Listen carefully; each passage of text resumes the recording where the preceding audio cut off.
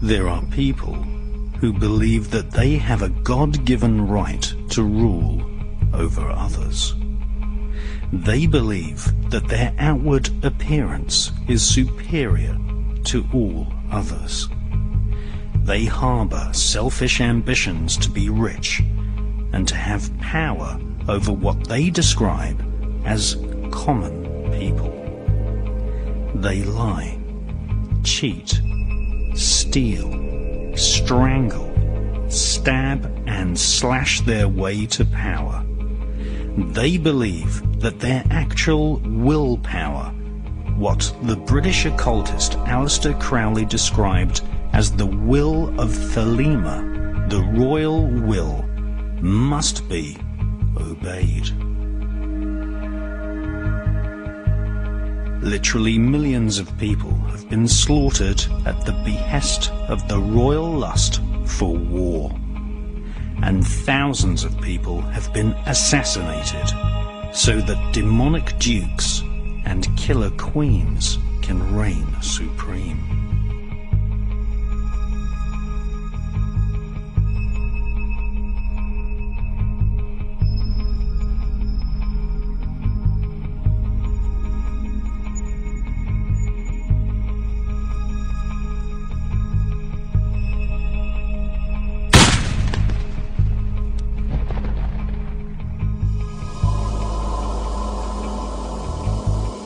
This cabal of crowned killers use the global network of secret societies, loosely described as the Illuminati, to do their bidding and killing.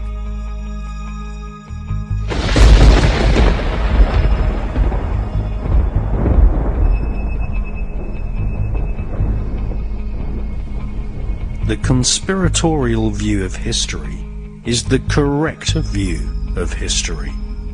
Conspiracy to grab property, conspiracy to make illegal profits, and conspiracy to assassinate has been the driving force behind the royal political elite for thousands of years. Many people believe that conspiracy in world politics simply does not exist. But it is a provable fact that the royal political elite have committed murder to gain power over and over again throughout the ages. Many of these murders were the result of a conspiracy usually orchestrated by politicians and aristocrats serving members of royal families. The Roman Emperor Julius Caesar was stabbed to death on the Ides of March. This was a conspiracy. US President Abraham Lincoln was shot at point-blank range by a distant relative of the British Prime Minister's wife, William Booth. This was a conspiracy. Every November the 5th, the Gunpowder Plot is celebrated. Guy Fawkes planned to explode a bomb beneath the Houses of Parliament. This was a conspiracy. In recent times, we have seen the last truly popular President of the United States, Mr. John Fitzgerald Kennedy, assassinated. This was a conspiracy.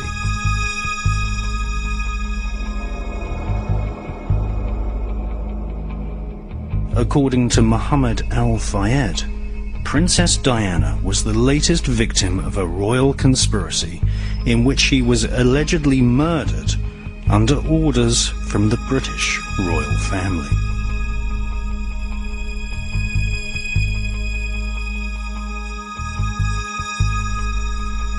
History teaches us that the royal elite have killed before, and it is most likely that they will kill again.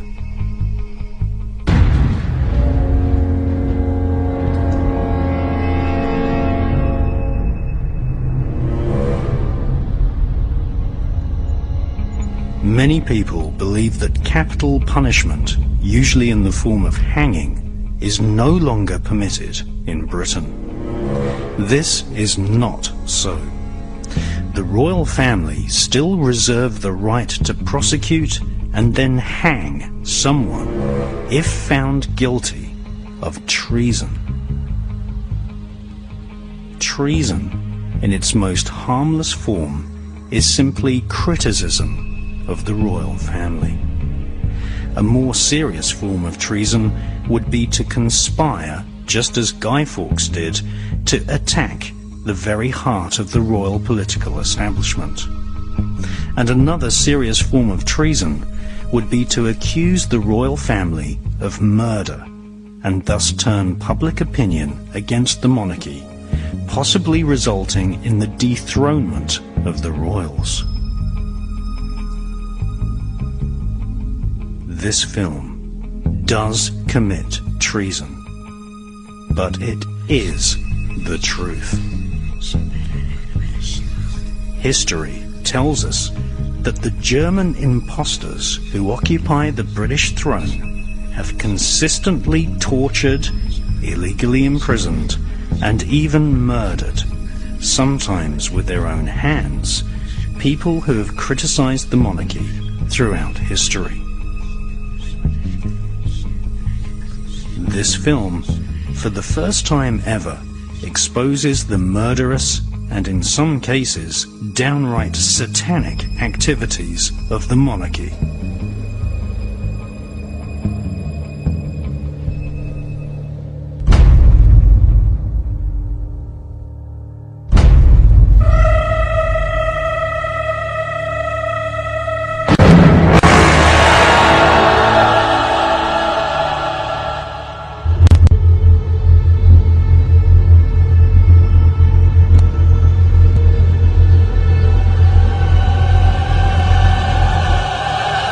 Let it begin.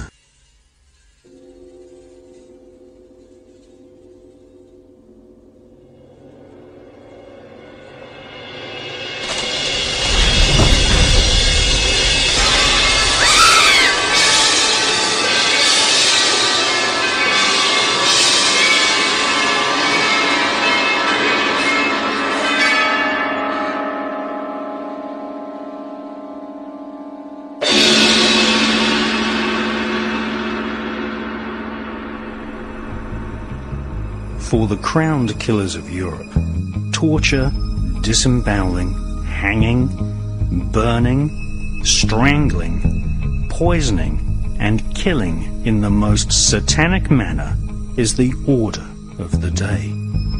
This is the modus operandi of royal families. For centuries, the royal elite have devised terrible punishments for anyone accused of treason. the monarchy reserved the most disgusting forms of torture and death for those who questioned the royal will. A so-called traitor would often have each arm and leg tied to 4 horses, which were whipped to gallop in opposite directions, thus ripping the victim into 4 parts, whilst still alive. Often, the royal elite would divide the victim's heart into sections and send these for public display to different parts of the country as a macabre warning. The British throne has been bathed in blood for centuries. At one time, Britain contained several small kingdoms. These small kingdoms, ruled over by an intermarried, self-elected elite, were gradually amalgamated into the single monarchy which rules over Wales, Scotland, Northern Ireland, England, Canada, Australia, New Zealand, and secretly controls the United States of America. As each decade dawned, the most ruthless, cunning, and murderous monarchs assassinated the regional kings and seized their property. Over history, the most heartless, cruel, disgusting, dishonest, and psychopathic royal family would triumph, eventually establishing a global empire where ordinary people are crippled with taxes demanded by a monarchy living on the other side of the planet. The so-called British Empire, which at one time included Hong Kong and India, was created by blade and bullet.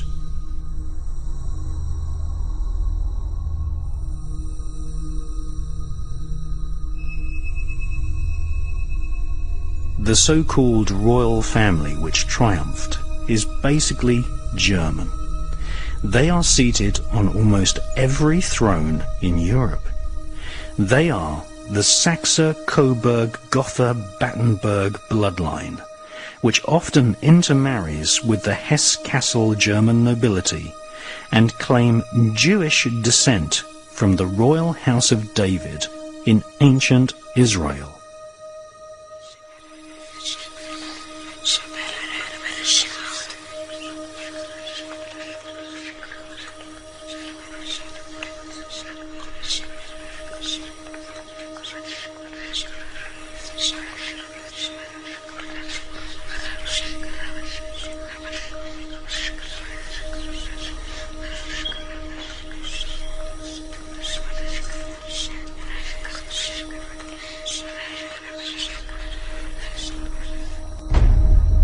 They raise their children without love or compassion, breeding each successive generation to be at the head of a military establishment who keep an angered peace by use of fear, surveillance, and war.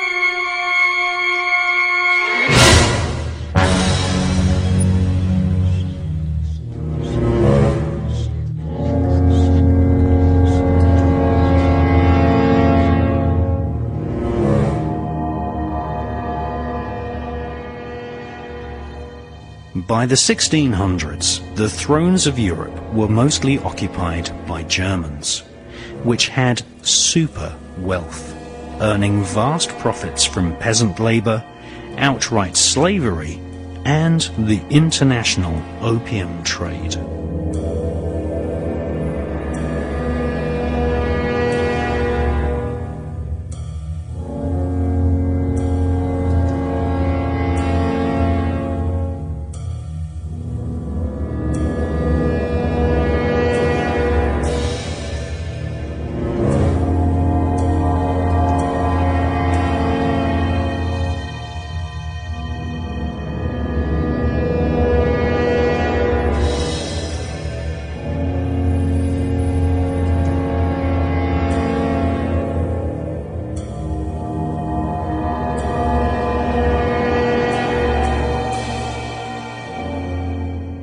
This Germanic family, known as the Saxe-Coburg-Gothas, the Schleswig-Holsteins, the Habsburgs, Romanovs, and House of Kassel-Hesse, shared the same tiny genetic bloodline.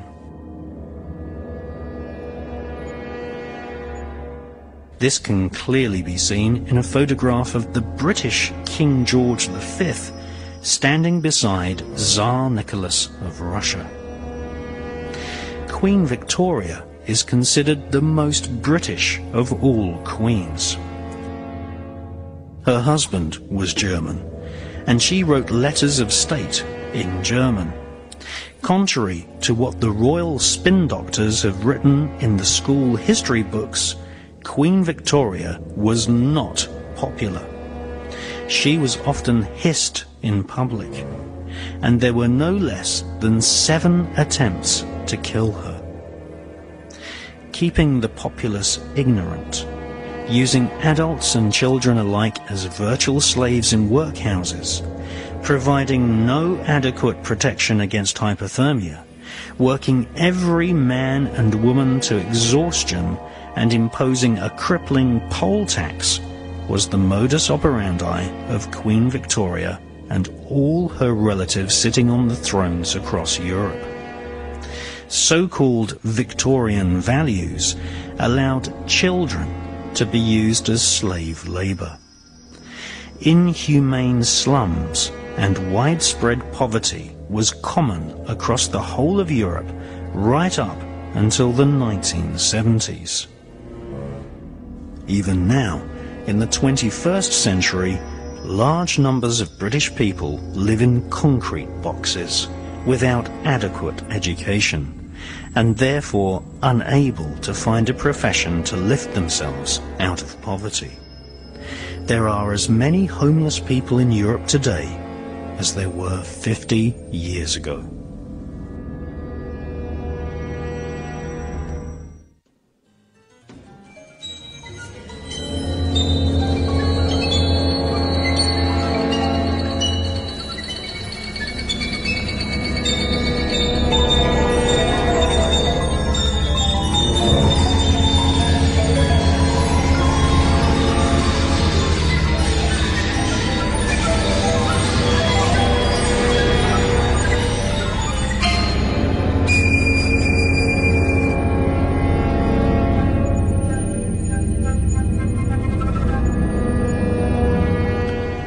Today's royal family is in power due to the bloody, horrible, murdering activities of their forefathers.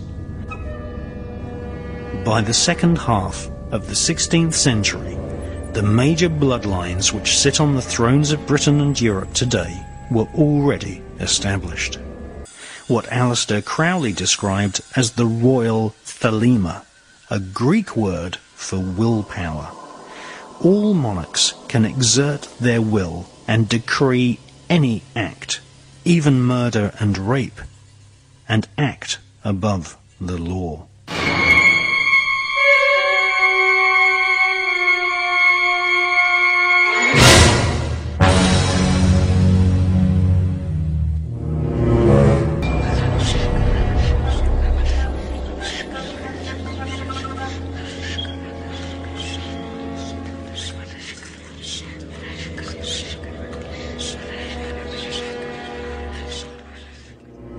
Every British and European monarchy has a history of murder by a brother, cousin, or wife.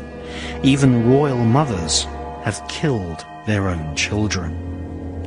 King William II of England was murdered by his own brother, who became King Henry I. In her fascinating book, God of the Witches, published in 1933, historian Margaret Murray revealed that King William II was a pagan warlock and had most probably been murdered as part of a ritual sacrifice to nature spirits who were invoked in order to assist the wicked royal dynasty of Britain.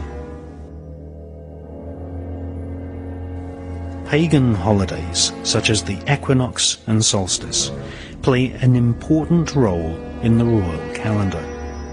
In fact, the current heir to the British throne, Prince William, the son of the murdered Princess Diana, was cut from Diana's womb on the summer solstice, a date which has important occult significance.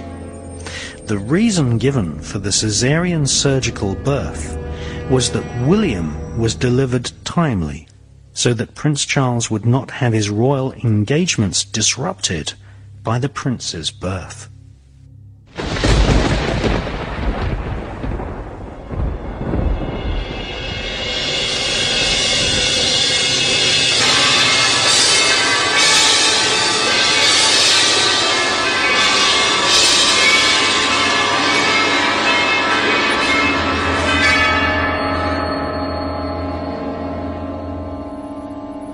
One of Prince Charles's royal antecedents was the cruel Angevin dynasty.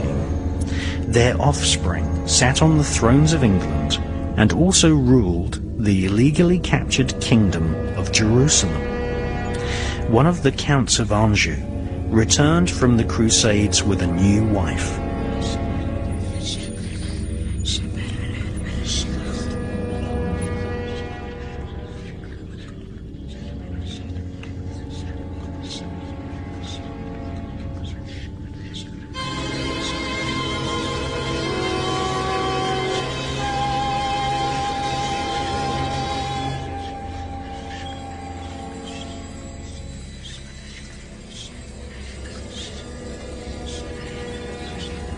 The so-called Crusades were perpetrated with the assistance of the Knights Templar. Thousands of Islamic men, women and children were tortured and butchered whilst the Knights Templar ransacked holy places and slaughtered in the name of Christ. They were searching for ancient Kabbalistic texts whilst practicing a form of black magic, invoking spirits according to the teachings of King Solomon.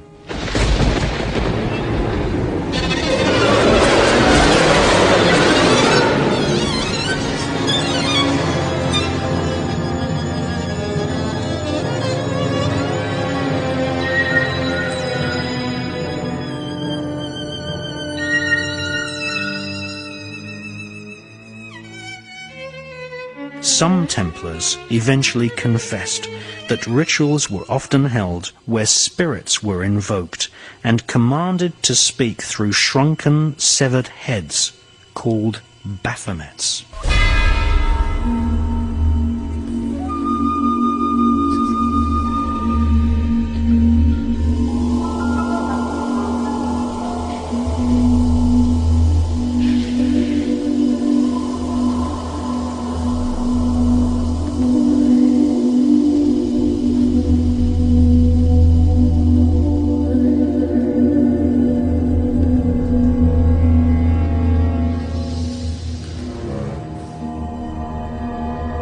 The Count of Anjou returned to Europe with a mysterious wife he had met during the Crusades. She was crowned Queen Melusine and became known as the Devil's Daughter. Her children seeded the famous Angevin monarchy of Europe, who became famous for their violent tempers. One descendant of Melusine, the Devil's Daughter, was King Henry II of England, who imprisoned his own wife for many years. King Henry also murdered his own Archbishop, Mr. Thomas Becket.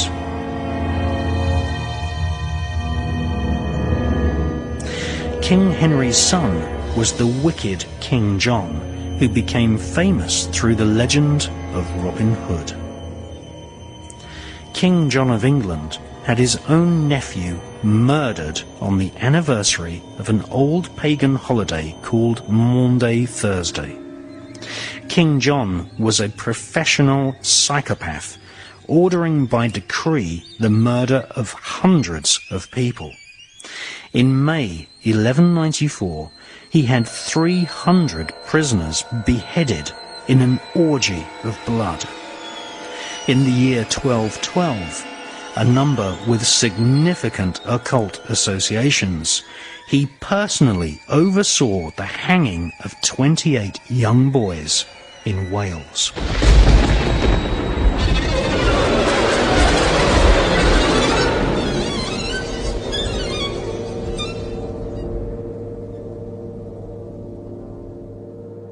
One of the most disgusting double murders at the hands of British royalty befell the young Princes Edward and Richard, who were imprisoned and eventually stabbed to death by order of King Richard III in 1483.